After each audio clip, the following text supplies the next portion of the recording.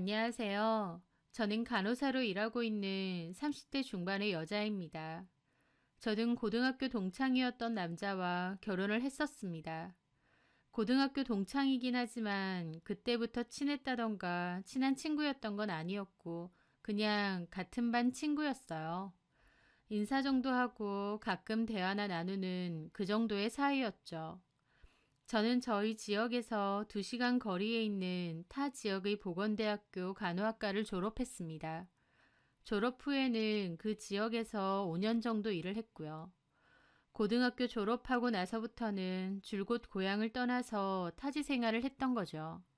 그러다가 다시 돌아와서 저희 고향에 있는 중형 규모의 병원으로 이직을 하게 되었습니다. 그러던 어느 날이었어요. 동료들과 식사 후 로비에 있는 카페에서 커피를 기다리고 있었을 때였습니다. 카페 앞에서 동료들과 얘기를 나누고 있는데 누군가 아는 체를 하는 겁니다.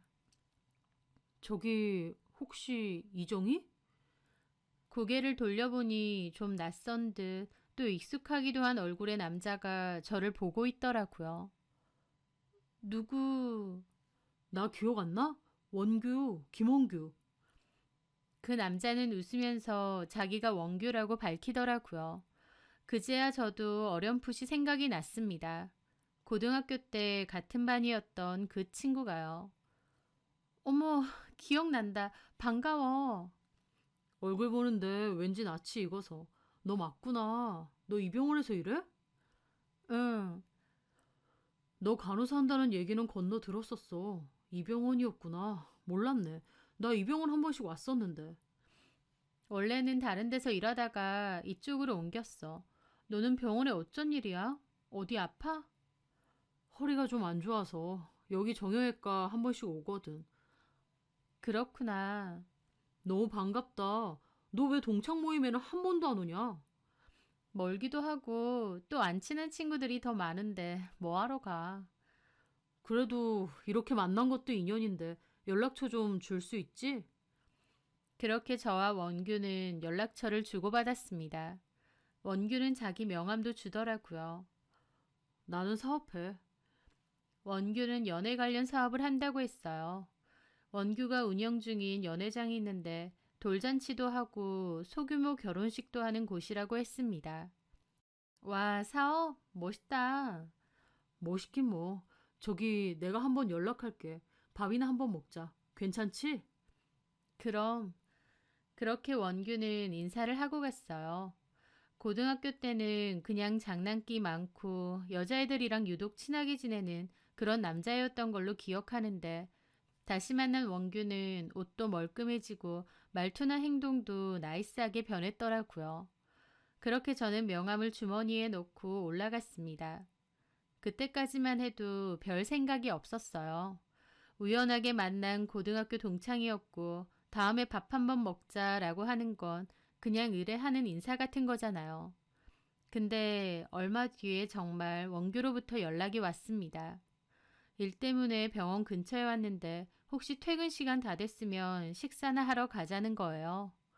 공교롭게 저도 퇴근을 앞두고 있던 차라 그러자고 했습니다. 병원 주차장을 가보니 원규가 삐까뻔쩍한 외제차 앞에서 저를 기다리고 있더군요. 저는 장난을 치듯 말했죠. 와, 너 사업한다더니 잘 나가나 보다. 이 차 비싼 차잖아. 이 정도야 뭐. 타. 내가 맛있는데 데리고 갈게. 그렇게 저는 원규의 차를 타고 가는데 원규는 뷰가 몹시 좋고 코스 요리가 나오는 고급 레스토랑에 저를 데리고 갔습니다. 딱 봐도 비싸 보이는 곳이었다 보니 확 부담스럽더라고요. 그냥 고등학교 동창끼리 우연히 만난 거니까 가까운 데서 가볍게 밥이나 먹으면 되는데 이렇게 비싸 보이는 곳을 오니까요. 야, 여기 가자고? 뭐하러? 그냥 가볍게 밥이나 먹는 건데. 내가 사줄게. 그러니까 그냥 따라와. 하면서 저보고 들어가자고 했습니다. 저는 얼떨떨하게 들어갔어요.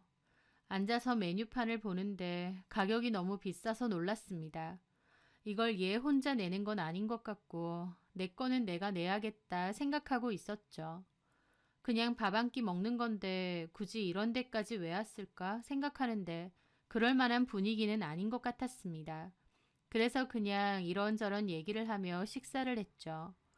그렇게 식사가 끝나고 원규는 술 한잔하고 가자고 했어요. 저는 너무 늦은 것 같다고 다음에 보자고 하면서 내 음식값은 내가 내겠다고 했죠. 그런데 원규가 웃으면서 됐다고 여기서 무슨 더치페이를 하고 있냐며 자기가 사준다고 했으니 가만 있으랍니다. 그렇게 원규는 식사값을 다 계산하더라고요. 그렇게 차로 돌아가는 길인데 원규가 또 연락해도 되냐는 겁니다. 연락은 해도 되지만 다음엔 이런 데 말고 병원 근처에 맛집 많으니까 그런 데 가자고 했습니다. 그러자 원규가 너한테 좋은 거 먹이고 싶어서 그렇지. 이렇게 다시 보게 된 것도 나는 너무 기쁜데.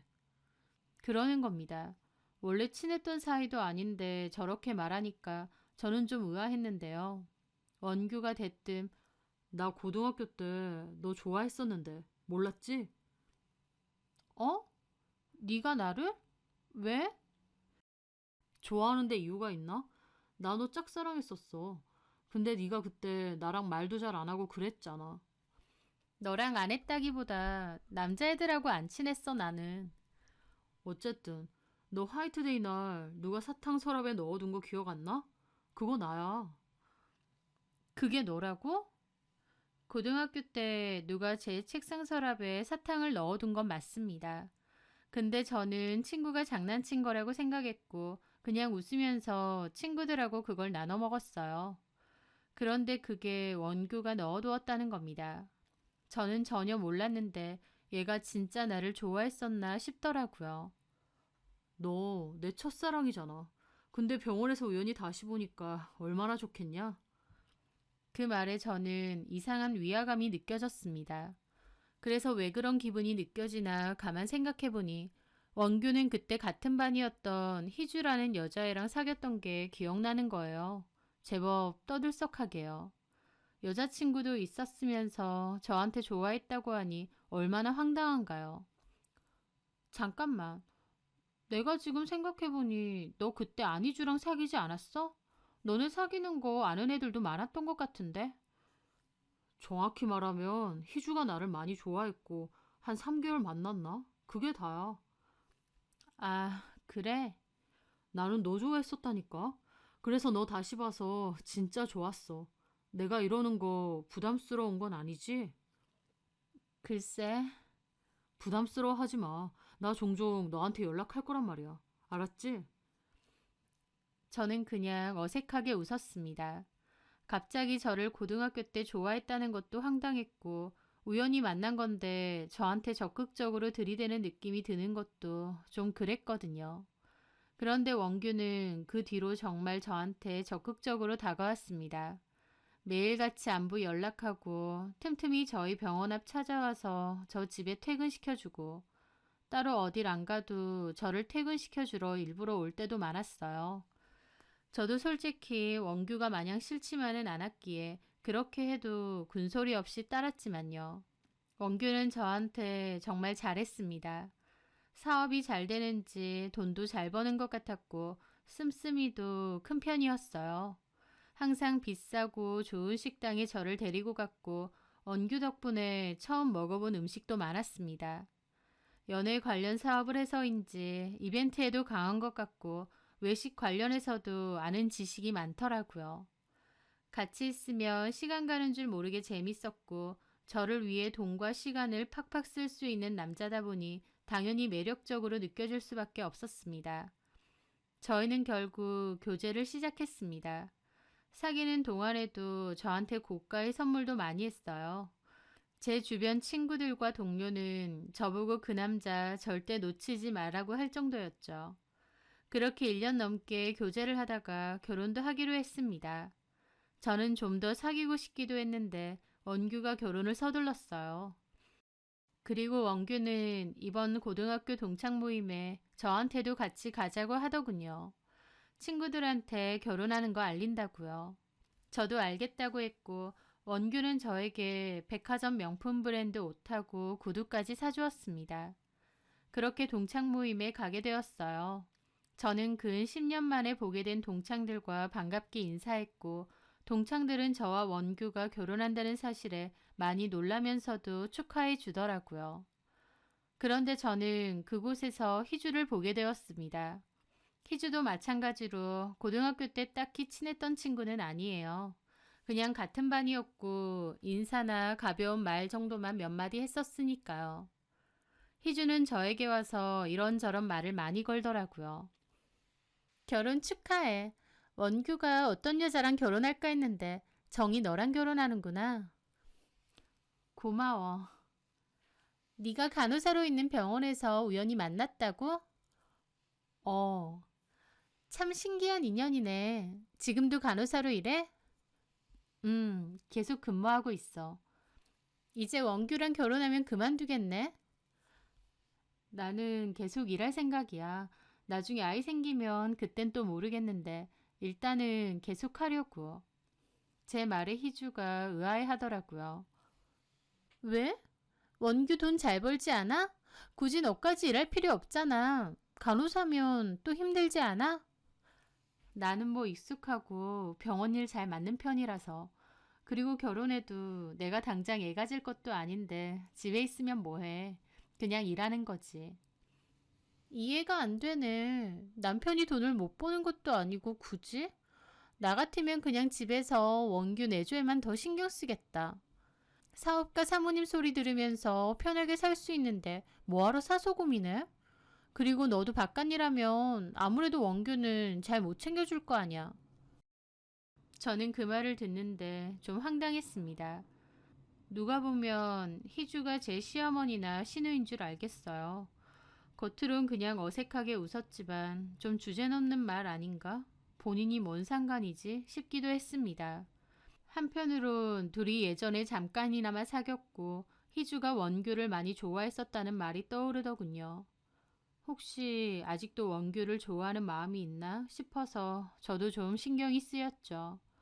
그날 희주는 유난히 술도 많이 마시는 것 같고 저희 결혼 소식에 좀 속상해 보이기도 했습니다. 그래서 돌아오는 길에 원규에게 물어봤죠. 혹시 희주랑 고등학교 때 말고도 뭔가 있어? 그게 무슨 말이야? 아니, 그냥 희주는 우리 결혼한다고 하니까 표정이 좀 안 좋아 보이기도 해서 혹시 너에 대한 마음이 있다던가. 말했잖아. 걔는 나 좋아해. 어? 걔만 그렇다고. 내가 아니라. 내가 그냥 인기남인 거지 뭐. 신경 쓸 필요 없어. 희주가 너 좋아하는 거 알고 있어? 알지. 그렇게 티를 내는데. 근데 걔 마음이 그런 거라니까. 나는 전혀 아니고. 왜 전혀 아닌데? 희주 보니까 더 예뻐진 것 같고. 예쁘기만 하면 뭐하냐? 걔는 결혼할 만한 애도 아니고 내 스타일도 아니야. 내 눈에는 정이 네가 100배, 1000배 더 예쁘고 좋아. 그러니까 신경 쓰지 마. 원규는 희주에 관해서 꽤나 확고하게 말을 했습니다. 제가 괜히 신경 쓸까봐 더 모질게 말을 하는 느낌이기도 했죠. 희주가 여전히 원규를 좋아하는구나 라는 생각도 있었지만 희주의 일방적인 마음이고 원규는 아니라고 하니 저도 그냥 알겠다고 했어요. 근데 지금 돌이켜보면 그때 눈치를 챘어야 했습니다. 원규에게 여자란 존재는 그냥 상품이나 다름없는 존재였어요. 사귀는 용, 원나잇 용, 결혼 용 등등 지 마음대로 금 나누고 용도 나눠서 여자를 생각하는 그런 쓰레기 같은 인간이었죠. 그걸 깨달은 건 원규와 결혼을 하고 반년도 안 됐을 때였습니다. 남편이 된 원규는 결혼 반년 만에 연회장 뷔페에서 일하는 20살짜리랑 바람이 났거든요. 그 여직원에게 가방을 사준 것을 저한테 들켰고 그 여직원이 제 남편에게 오빠라고 하는 것도 제가 다 알게 된 것이었습니다. 결혼한 지 반년도 안 돼서 바람이 난 남자라니 이게 말이 되나요? 처음 그 사실을 알았을 때 저는 세상이 무너져라 울고 힘들어했습니다.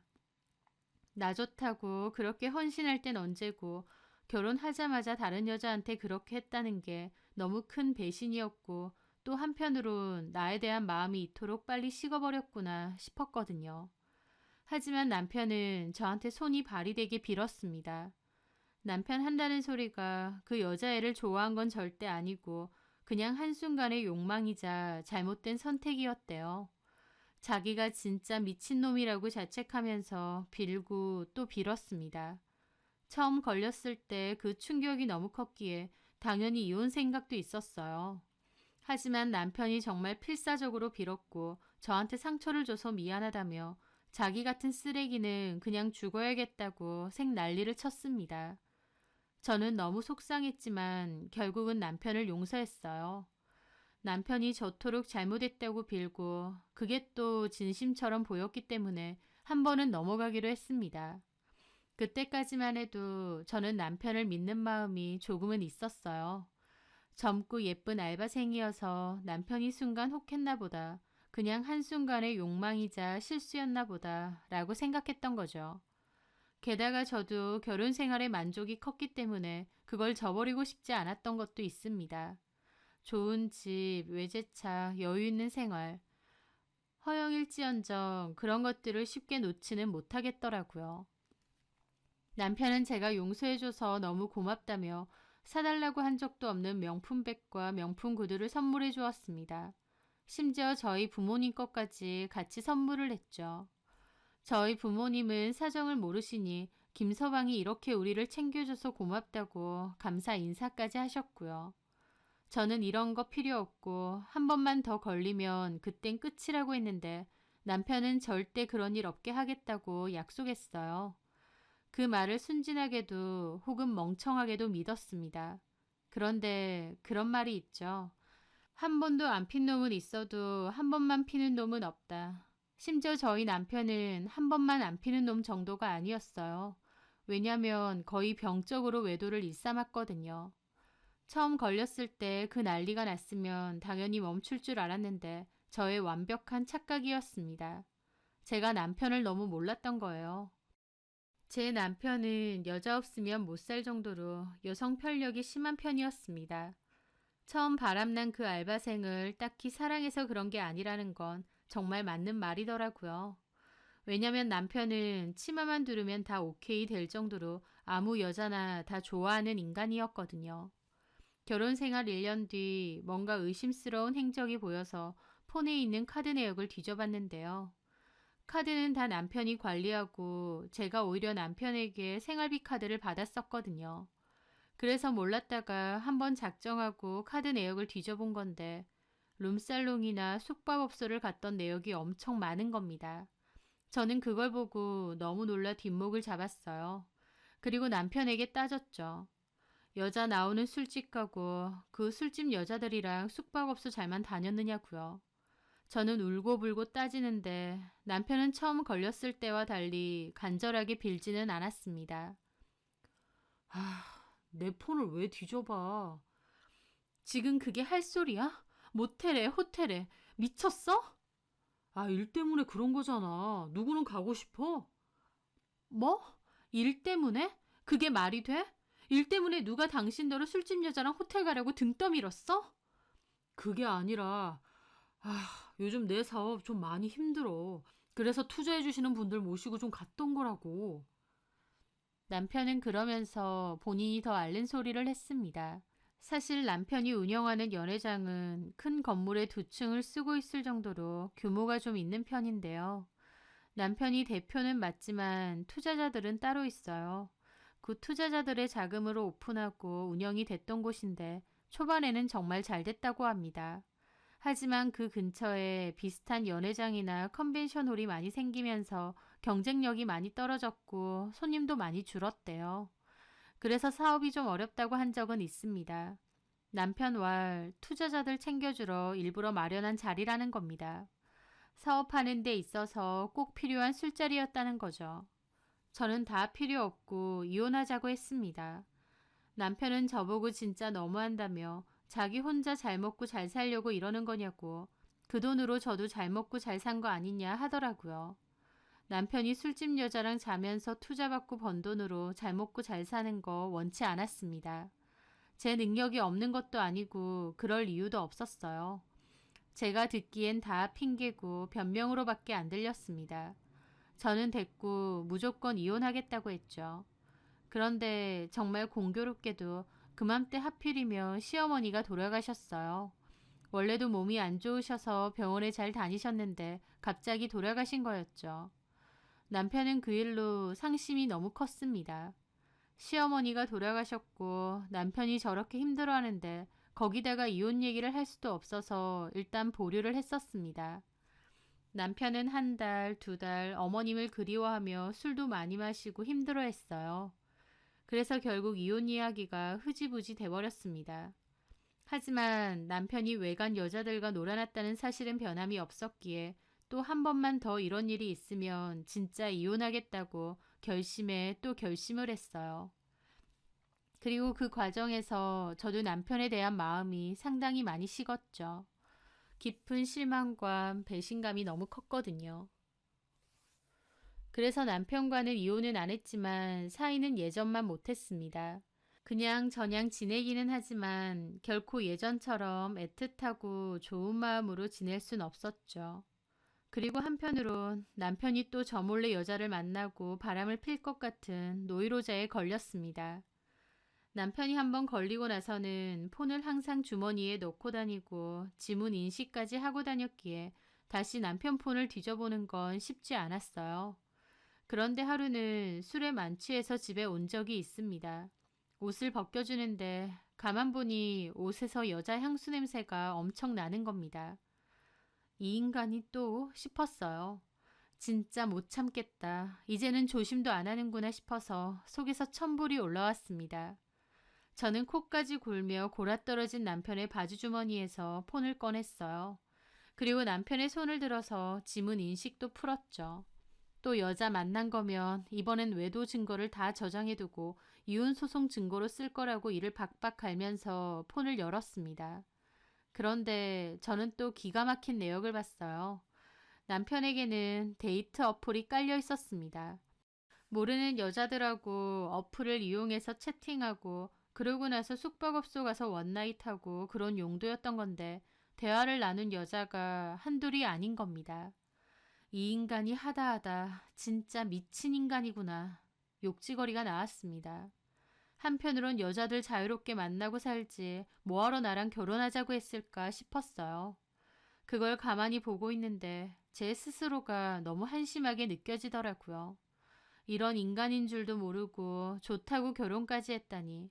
그냥 나한테 잘해주고 물질적으로 퍼주니까 너무 좋은 사람인 줄 알았던 게 바보같이 느껴졌죠. 저는 떨리는 손으로 그 대화 내용들 다 찍었습니다. 증거로 써야 되니까요. 그리고 이왕 하는 김에 또 다른 외도 증거가 있다면 다 털어내야겠다 싶었어요. 남편 폰을 이렇게 볼 수 있는 기회가 흔치 않다 보니 이럴 때 다 찾아내야 했죠. 그렇게 저는 남편 폰에서 카톡, 문자, 통화 내역, 녹음 내역, 카드 내역을 다 뒤지기 시작했습니다. 그리고 또다시 충격을 받았어요. 왜냐면 남편은 안희주를 따로 만나고 있었거든요. 그 동창 모임에서 만났던 희주요. 희주가 일방적으로 그것도 예전에 자기를 좋아했던 거고 지금은 그런 사이도 아닐 뿐더러 남편 본인은 관심도 없다고 했잖아요.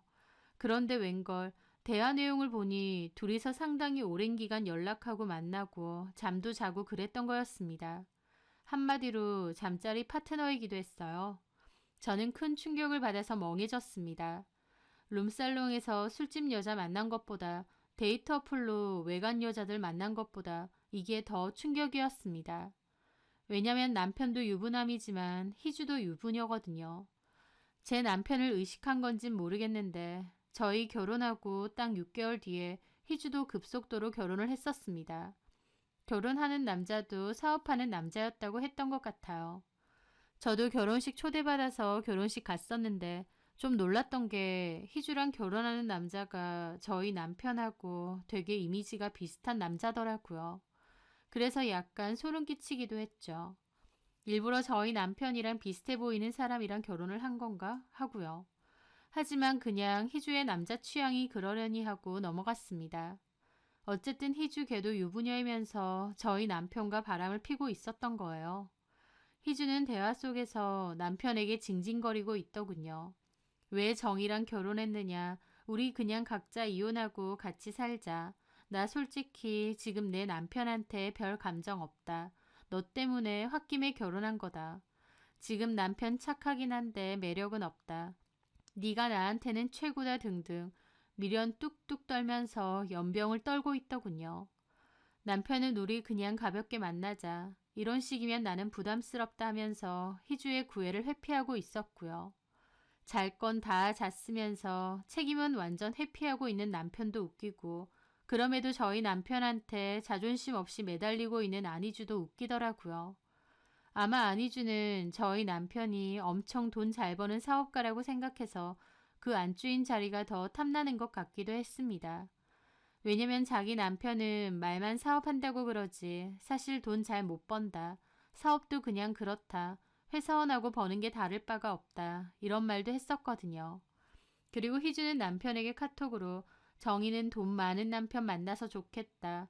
원규 옆자리가 원래 내 자리인데 정희 걔는 아는지 모르겠다. 이런 대화도 했더라고요. 이것들이 진짜 쌍으로 미쳤구나 생각하며 그것들도 다 증거로 수집해 두었습니다.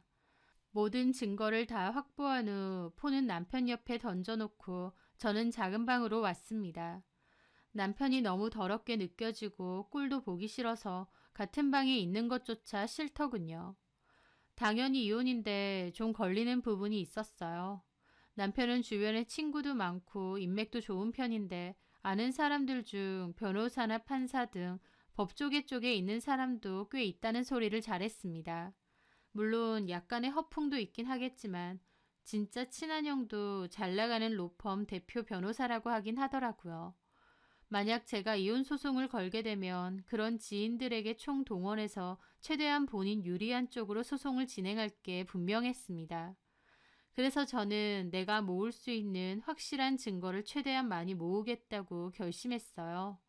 생각 같아선 당장 이혼 소송을 진행하고 싶었지만 대화 내용 같은 게 좀 모호한 부분도 있었기에 남편이 빠져나갈 수도 있을 것 같았거든요.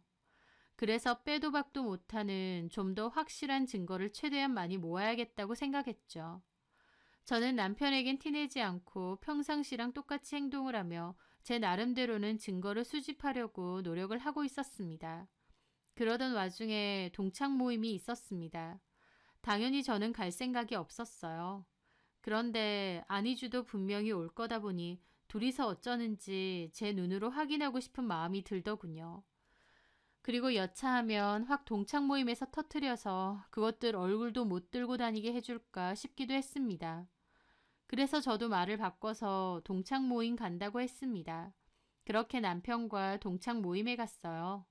그 모임 장소에서 희주를 보니까 기분이 참 이상하더라고요. 화가 나는 것 같기도 하고 어이없는 것 같기도 하고 하여튼 불편한 감정이 느껴졌죠. 희주는 일부러 저 보란 듯이 그러는 건지 저희 남편에게 다가와서 말도 걸고 그러더라고요. 남편은 제가 신경 쓰이는지 눈치 보면서 일부러 희주에게 틱틱거리거나 자리를 피해버렸습니다. 남편의 그런 차가운 태도에 희주는 더 골이 나는 것 같았죠. 저는 아주 둘이 쌍으로 놀고 있네 싶었어요. 증거고 뭐고 그러고 있는 걸 두 눈으로 보고 있으니 속에선 천불이 올라와서 그냥 일어나자 싶었습니다. 그래서 가방을 챙기는데 희주가 제자리 앞으로 오더라고요. 가려고? 그 뻔뻔한 낯짝을 보는데 어디 두고 보자. 상간소송 걸 거니까 위자료 물 준비해라 라고 생각했습니다. 그리고 꾹 참고 대답했죠. 피곤해서. 그럼 원규도 데리고 가야지. 원규도 보니까 술 많이 먹었던데. 알아서 오겠지. 참나. 그래도 남편인데 좀 챙겨라. 원규 불쌍하네. 그러길래 기가 차서 그랬습니다. 우리 부부 일은 우리가 알아서 할게. 알았어. 그냥 걱정돼서 하는 소리 같고 뭘 그렇게 날석에 반응하니? 그러더니 깐죽거리면서 그러더군요. 참, 원규 술 많이 마시면 코 고는 버릇 있던데 너 오늘은 각방 써야 되는 거 아니야? 라고 하는 겁니다. 저는 이 기집애가 진짜 미친 줄 알았어요. 아무리 제가 속으로 이혼 생각은 할지언정 어쨌든 겉으로는 원규랑 부부 사이잖아요.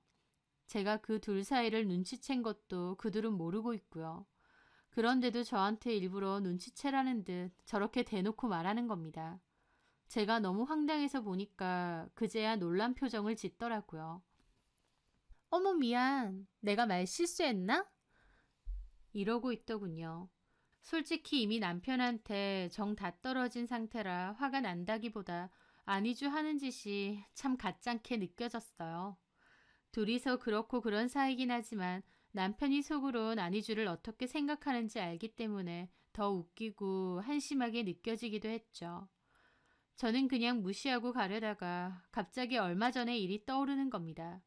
그래서 제가 웃으면서 그랬어요. 맞아. 김원규 코 많이 골아. 근데 네가 그걸 어떻게 아니? 내가 알긴 어떻게 알겠어. 그냥 그럴 것 같다 그거지. 남자들 술 먹으면 코 고는 사람 많잖아. 근데 원규가 진짜 코 많이 고는구나. 너 괴롭겠다. 하더라고요. 그래서 제가 코웃음 치며 그랬습니다. 아, 그냥 해본 소리구나. 맞아. 코 고는 거 너무 시끄러운데 원규는 술 먹으면 코를 좀 고는 것 같아. 참 그러고 보니 너네 남편은 코도 안 골고 조용히 잘 자더라. 잠버릇이 참 얌전하신 것 같아. 제 말에 안희주 표정이 가관이었습니다. 웃으면서 제 말 듣고 있다가 일순간 표정이 완전 일그러졌거든요.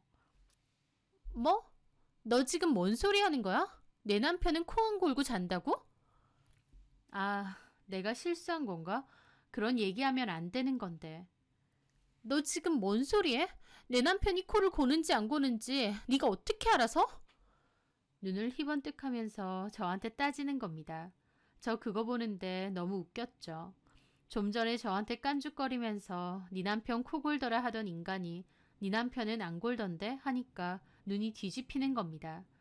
저는 그냥 웃으면서 그랬어요. 내가 알긴 어떻게 알겠어. 그냥 그럴 것 같다 그거지. 근데 진짜 코를 안 고나 보네 너네 남편은. 와, 좋겠다. 안희주 표정이 진짜 말도 못하게 썩어가는 겁니다. 그걸 보는데 얼마나 웃기던지 저는 가방 챙겨 자리에서 일어났습니다. 나는 그만 가봐야겠다. 재미도 없고. 너도 술 적당히 마셔. 할 말 못하면 구분도 못하는 거 보니 더 마시면 안 될 것 같은데. 그러고 저는 그곳을 나왔습니다. 그런데 가게 앞에서 안희주가 따라 나오더니 제 팔을 잡는 거예요. 야, 너 이렇게 가면 안 되지. 똑바로 말 안 해? 내 남편이 코를 고는지 안 고는지 네가 어떻게 알고 있냐고. 너 내 남편이랑 무슨 사이야? 저도 희주가 잡고 있는 팔 뿌리쳤어요. 안희주는 이미 술에 취해서 비틀거리더라고요. 세상 사람들이 다 너 같은 줄 아니? 그리고 너도 내 남편 코 고는 거 아는데 나는 왜 모르겠어? 야, 이게 미쳤나 정말? 하면서 갑자기 저를 때리려고 하는 겁니다. 저는 그 손을 확 낚아채서 뒤로 떠밀었어요. 안희주는 술에 취해서인지 제가 밀자 바닥으로 바로 고꾸라지더라고요. 미친 건 너지. 너 김원규랑 자고 다니지? 내가 모를 줄 알았어? 아니면 알아주길 바래서 일부러 내 앞에서 그딴 소리 했어? 자기 밀었다고 색 난리치던 안희주가 제 말에 놀라서 벙찌더라고요. 야, 나 다 알아. 근데 일단 냅두는 거야. 톡 까놓고 김원규가 만나는 여자가 한둘도 아니고 너도 그중 하나일 뿐이야. 내가 처리할 여자가 한둘이 아니거든. 너한테만 신경을 쓸 수가 없다. 뭐? 동창 남편 꼬실 생각 그만하고 네 가정에나 충실해. 너네 남편 완전 새우처럼 구겨자던데. 와이프 잘못 만나서 불쌍하다 불쌍해. 야, 네가 내 남편 자는 모습을 어떻게 아냐고. 글쎄, 집에 가서 네 남편한테 물어보든가. 안희주 색 난리치던데 그냥 코웃음 치고 자리 떴습니다. 아니나 다를까 다음날 제 폰으로 모르는 번호 전화 왔더라고요. 받아보니 희주 남편이었고 화가 엄청 난 겁니다. 왜 희주한테 이상한 소리 하느냐고 당신이랑 나랑 뭔 사이라고 그러느냐 난리치더군요. 저는 전해줄 것도 있고 할 말도 있으니 시간 되면 병원 쪽으로 잠깐 와달라고 했습니다. 그렇게 그날 오후 그 남자가 병원으로 왔어요. 화가 엄청 났더라고요. 저는 서류 챙겨서 주차장 쪽으로 잠깐 가자고 했습니다. 도착하자마자 당신이 희주한테 이상한 소리 했느냐, 내가 어떻게 자는지 당신이 어떻게 알고 그런 소리를 하느냐 따지더군요. 그래서 제가 그랬죠. 까먹으셨어요? 2달 전에 저희 병원에서 대장 내시경 하셨잖아요. 그때 담당 간호사 저였는데. 내시경 받고 나서 조용히 잘 주무시더라고요. 그 얘기한 거예요. 제 말에 희주 남편 어이가 없는지 입이 떡 벌어졌습니다. 네, 2달 전에 희주 남편이 저희 병원 와서 건강검진 받았어요. 저는 결혼식도 갔었고 희주 남편 단박에 알아봤습니다. 그래서 아는 체 했었고 가볍게 인사 정도 나눴어요. 자기 대장 내시경 해야 되는데 아는 분이라고 하니 좀 쑥스럽고 민망하다고 했었던 기억도 있습니다. 제가 희주 남편은 코 안 골고 조용히 자더라 했던 얘기는 그 대장 내시경 얘기한 거였어요. 제 말에 희주 남편은 더 화를 내더군요. 지금 뭐 하자는 겁니까? 장난쳐요? 그 말도 안 되는 말장난 때문에 희주가 저한테 오해를 했다고요. 당신이랑 나랑 무슨 사이라도 되는 줄 알고. 근데요, 제가 그런 장난을 왜 쳤겠어요. 희주가 먼저 그렇게 하니까 저도 똑같이 그런 겁니다. 뭐요? 저는 서류봉투를 내밀었습니다. 이게 뭐냐길래 나한테 따질 거 아니고 당신 아내한테 따지라고 했어요. 내가 그 얘기를 꺼낸 건 당신 아내가 먼저 나를 도발해서 그런 거라고요. 당신 아내가 내 남편이랑 자면서 보란 듯이 나한테 내 남편이 코를 고니 어쩌니 그랬다. 그래서 나도 똑같이 얘기해 준 것뿐이다 라고요. 제 말에 그 남자는 믿기지 않는다는 듯 황당한 표정을 지었습니다. 저는 서류봉투 안에 내용 꺼내서 직접 보시라고 했죠. 그 남자는 서둘러 종이들을 꺼냈어요. 그 안에는 희주와 저희 남편이 나눈 대화들을 캡처해서 인쇄한 종이들이 가득했습니다. 엄청난 충격을 받은 듯 했죠. 나는 내 남편하고 이혼할 거예요. 이거 내가 힘들게 모은 증거 자료들인데 그쪽도 필요하면 공유해 줄게요. 솔직히 그쪽 집 사정까지 내가 아는 척할 필요 없는데 대화 내용 보면 알겠지만 안희주가 당신을 아주 우습게 여기는 것 같아요. 그래서 제가 얘기해 주는 겁니다. 어떻게 할지는 알아서 결정하세요. 다만 저는 소송 시작할 거니까 도움 필요하면 연락하시고요. 그렇게 저는 그 자리를 뜨면서 생각했습니다. 희주 남편이 이 사실을 다 알았기에 희주가 아는 것도 또 내 남편이 아는 것도 순식간이겠구나 싶더라고요. 그래서 더 지체할 것 없이 더 증거 모을 것도 없이 소송 바로 시작하자고 생각했죠. 저는 곧장 집에서 짐 챙겨서 친정으로 갔고 일전에 상담했던 변호사에게 찾아가 이혼 소송과 상간 소송을 동시 진행했습니다.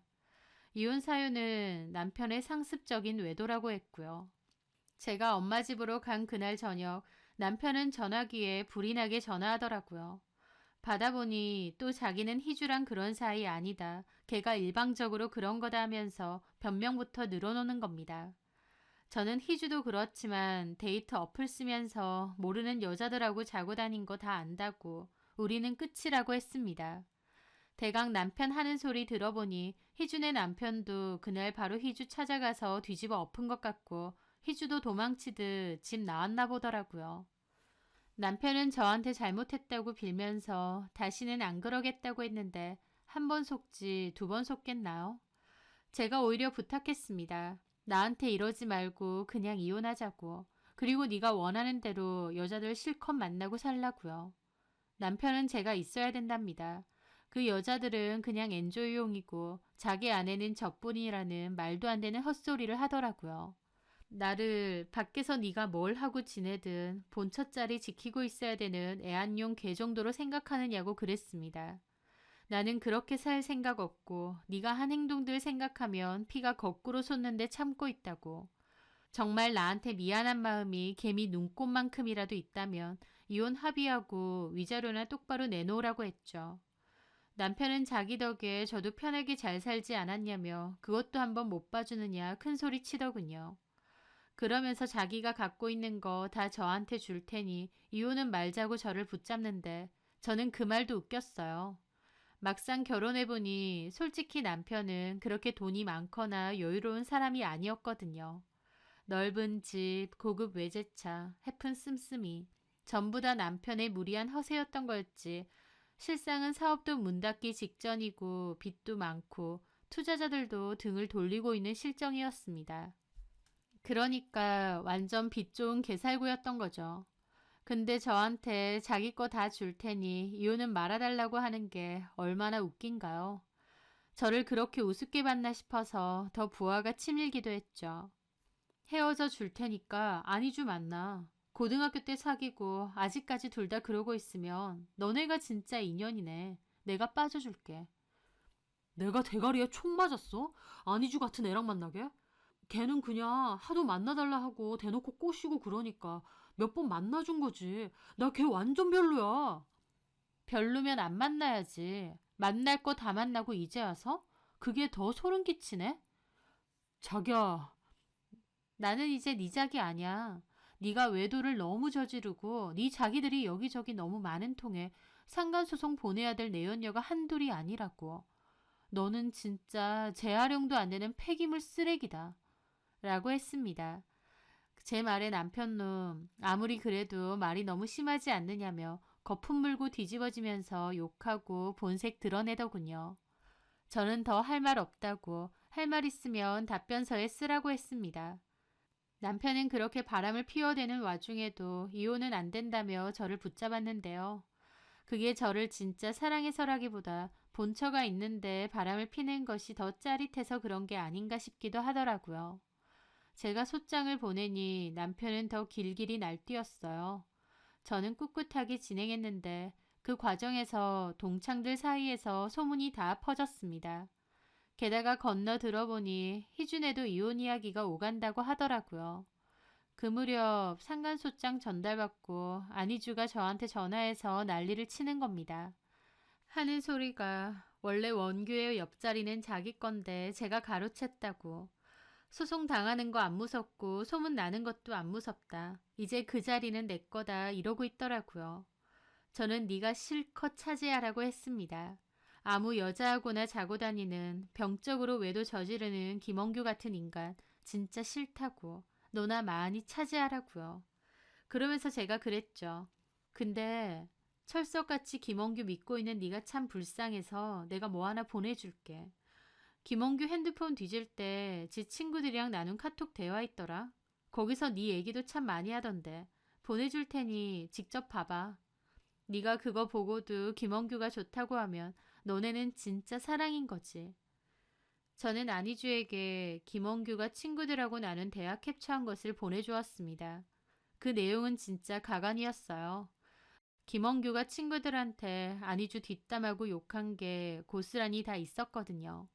대화 내용은 하도 연락하고 매달리니까 적당히 갖고 놀려고 만났는데 지가 무슨 내 마누라 행세하고 집착하는 거 보니 지긋지긋하다. 거머리같이 느껴진다. 안희주 때문에 동창 모임도 이제 안 나오려고 한다. 한두 번 잠만 자고 끝내려고 했는데 완전 미친년이다. 그년이 정희한테도 까발릴 것 같아서 무섭다. 이런 내용이었어요. 사실 사연상에선 그나마 순화한 거고 실제 내용은 훨씬 더럽고 격했습니다. 안희주에게 그거 싹 보내줬는데 충격받은 건지 더 이상 연락 없더군요. 그러다가 시간이 지나 다른 동창에게서 건너 들었습니다. 안희주가 김원균의 연회장 찾아가서 소란 일으키고 생난리를 쳤다는 것을요. 사람 갖고 노느냐고 악쓰며 욕하면서 뒤집어 엎었고 그때 마침 돌잔치가 하나 있었는데 그 돌잔치까지 다 망쳐서 컴플레인 들어오고 맘카페에 소문까지 다 나고 안희주랑 김원규는 서로 쌍욕하고 싸우고 실랑이까지 일어나서 경찰서까지 갔답니다. 똑같은 것들끼리 아주 끝까지 웃기는구나 싶고 그 광경을 직접 못 본 게 아쉬웠어요. 그렇게 시간은 좀 걸렸지만 차곡차곡 소송 진행하고 결론적으로 무사히 이혼하고 끝냈습니다. 김원규가 바람난 여자들, 그러니까 안희주 포함해서 특정이 되는 술집 여자와 원나잇 상대 3명까지 상간소송 진행했어요. 원나잇 상대 중 2명은 유부남인지 몰랐다고 저한테 빌길래 김원규한테 별도로 소송 진행하라고 알려주었습니다. 소송들이 엮여있는 게 많아서 기간은 오래 걸리고 빨리 판결도 안 났지만 어차피 제가 직접 하는 건 아니니 변호사한테 맡기고 저는 제 일상으로 돌아왔어요. 똑같이 병원 근무하면서 말이죠. 위자료는 소송 끝나고 판결받아서 위자료 지급까지 받은 것도 있고요. 지지부진하게 계속 끌고 가다가 끝난 것도 있고 또 적당히 합의 보고 끝낸 것도 있죠. 남편 외도 상대가 한둘이 아니다 보니 그것도 참 일이긴 한데 위자료는 그래도 짭짤하게 받은 것 같습니다. 참고로 안희주는 합의 없이 판결까지 갔고 위자료도 지급받았어요. 마찬가지로 안희주 남편이 저희 남편 상대로 상간소송 걸었고 남편도 위자료 지급했다고 들었고요. 지긋지긋한 악연이라고 생각해서 우연으로라도 안 보고 살아야겠다 싶었는데 그 후 소문을 들어보니 김원규는 결국 연회장 문 닫았다고 사업 망했다고 하더라고요. 원래도 적자가 심했고 돌려막기로 어떻게든 버티다가 결국 문 닫았다고 합니다. 그 과정에서 빚도 많이 져서 빚쟁이들 피해서 도망 다닌다고도 얼핏 들었습니다. 그렇게 허세 부리고 허영 부렸는데 참 속빈 강정이구나 싶더라고요. 게다가 더 웃긴 건 안희주 근황이었어요.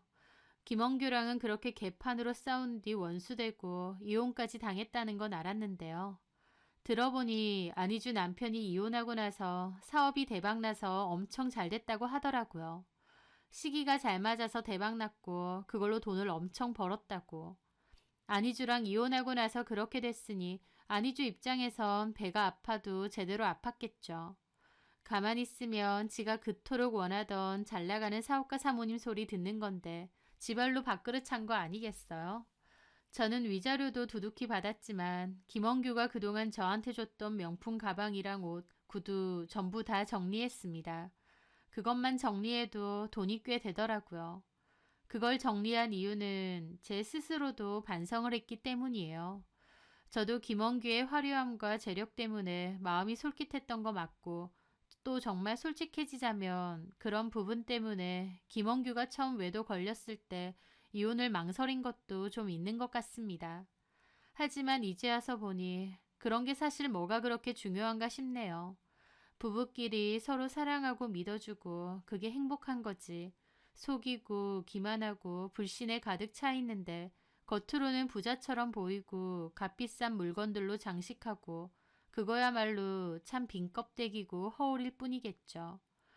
누군가를 만날 때 물질적인 것에 혹하지 말고 그 사람이 얼마나 진실됐는지를 봐야 된다는 걸 다시 깨달았습니다. 남편의 습관적 외도 때문에 마음고생 많이 했던 결혼 생활. 하지만 그나마 무사히 잘 끝나서 다행이에요. 이제는 내 월급 벌어서 내가 알아서 내 분수에 맞게 쓰며 지내니까 오히려 땅을 제대로 딛고 살아가는 느낌이 드네요. 제 사연 들어주셔서 감사합니다.